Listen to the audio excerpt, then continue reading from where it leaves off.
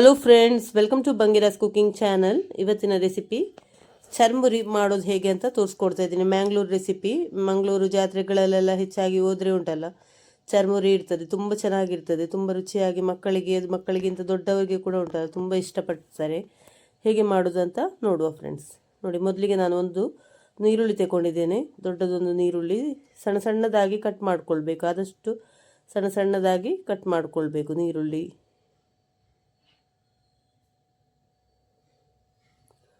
ನೋಡಿ, ಫೈನಾಗಿ ಕಟ್ ಮಾಡ್ಕೊಳ್ಬೇಕು. ಚೆನ್ನಾಗಿ ಫೈನಾಗಿ ಕಟ್ ನೀವು ಎಷ್ಟು ಚೆನ್ನಾಗಿ ಕಟ್ ಮಾಡ್ತೀರಿ, ಫೈನಾಗಿ ಕಟ್ ಮಾಡ್ತೀರಿ, ಅಷ್ಟು ಚೆನ್ನಾಗಿ ಬರ್ತದೆ ನಮ್ಮ ಚರ್ಮುರಿ ಮಾಡುವಾಗ ಉಂಟಲ್ಲ, ಎಲ್ಲ ಇಂಗ್ರೀಡಿಯೆಂಟ್ಸ್ ಕೂಡ ಸಣ್ಣ ಸಣ್ಣದಾಗಿ ಕಟ್ ಮಾಡ್ಕೊಳ್ಬೇಕು.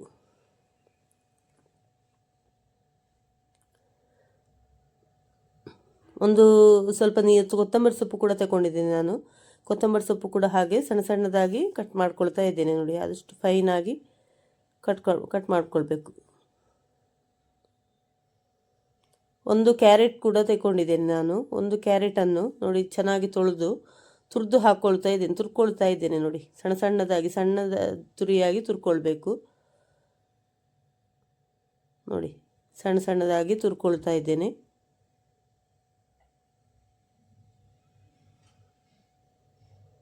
ನೋಡಿ, ಕ್ಯಾರೆಟ್ ಕೂಡ ತುರಿದು ತಗೊಂಡಿದ್ದೇನೆ ನಾನು.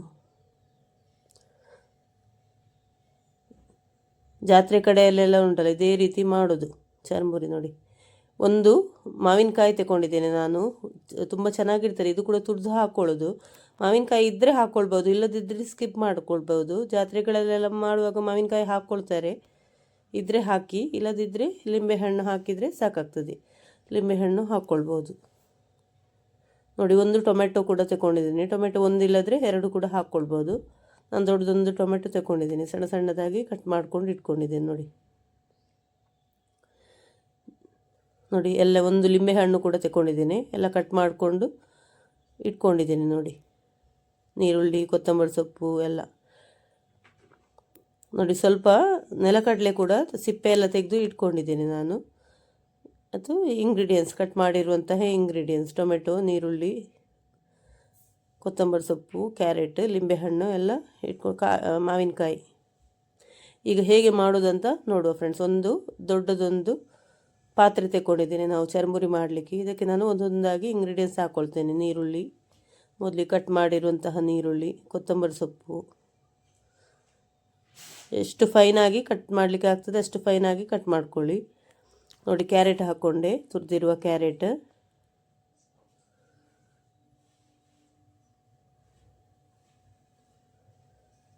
ಮಾವಿನಕಾಯಿ ಹಾಕ್ಕೊಳ್ತಾ ಇದ್ದೇನೆ ನಾನು. ಟೊಮೆಟೊ ಹಾಕ್ಕೊಂಡೆ. ಆದಷ್ಟು ಫೈನಾಗಿ ಕಟ್ ಮಾಡ್ಕೊಳ್ಳಿ, ಚೆನ್ನಾಗಿರ್ತದೆ.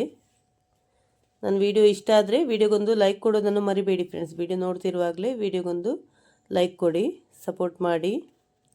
ನೋಡಿ, ಚಿಲ್ಲಿ ಪೌಡರ್ ಹಾಕ್ಕೊಳ್ತಾ ಇದ್ದೀನಿ. ನಿಮ್ಮ ಖಾರಕ್ಕೆ ಅನುಗುಣವಾಗಿ ಹಾಕ್ಕೊಂಡ್ರೆ ಆಯಿತು. ನಾನು 1 ರಿಂದ 1.5 ಟೀ ಸ್ಪೂನಷ್ಟು ಹಾಕ್ಕೊಂಡಿದ್ದೇನೆ ಖಾರದ ಪುಡಿ. ನಿಮಗೆ ಖಾರಕ್ಕೆ ನೋಡಿಕೊಂಡು ಹಾಕ್ಕೊಂಡ್ರೆ ಆಯಿತು.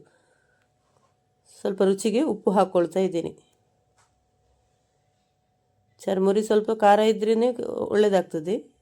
ಖಾರ ಕಮ್ಮಿ ತಿನ್ನುವವರಾದರೆ ಸ್ವಲ್ಪ ಕಮ್ಮಿ ಹಾಕ್ಕೊಳ್ಬೋದು. ನೋಡಿ, ಲಿಂಬೆಹಣ್ಣು ಒಂದು ಇಡೀ ಲಿಂಬೆಹಣ್ಣು ತಗೊಂಡಿದ್ದೇನೆ ನಾನು.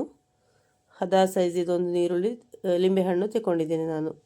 ಮಾವಿನಕಾಯಿ ಕೂಡ ಹಾಕಿರೋದ್ರಿಂದ ಹುಳಿ ಎಲ್ಲ ಚೆನ್ನಾಗಿ ಇರ್ತದೆ, ಹುಳಿಯಾಗಿ ಚೆನ್ನಾಗಿರ್ತದೆ. ನೋಡಿ, ತೆಂಗಿನೆಣ್ಣೆ ಹಾಕ್ಕೊಳ್ತಾ ಇದ್ದೇನೆ ನಾನು. ತೆಂಗಿನೆಣ್ಣೆ ಸ್ವಲ್ಪ ಜಾಸ್ತಿ ಹಾಕ್ಕೊಳ್ತಿದ್ದೇನೆ.